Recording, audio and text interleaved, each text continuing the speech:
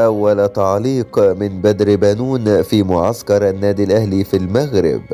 شاهد ماذا قال. ولكن في البداية صل على سيدنا محمد، ولا تنسى الإعجاب بالفيديو والاشتراك في القناة حتى يصلك كل ما هو جديد وحصري.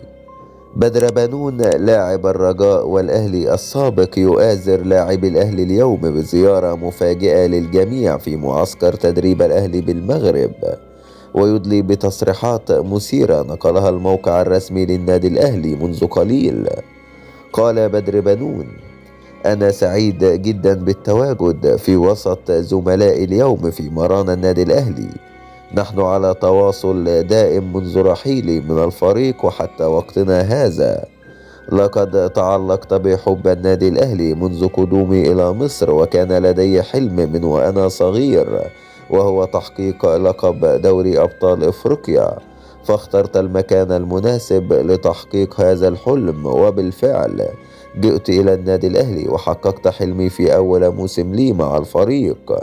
أنا أعتبر نفسي من عائلة النادي الأهلي رغم الفترة القصيرة التي عشتها في صفوف الفريق.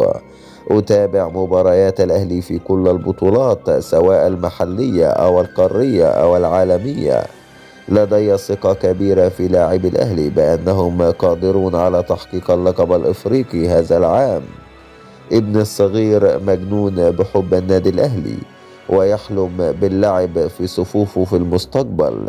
سأشاهد مباراة النهائي بين الأهلي والوداد من ملعب المباراة، وأتمنى التوفيق للأهلي في هذه المباراة.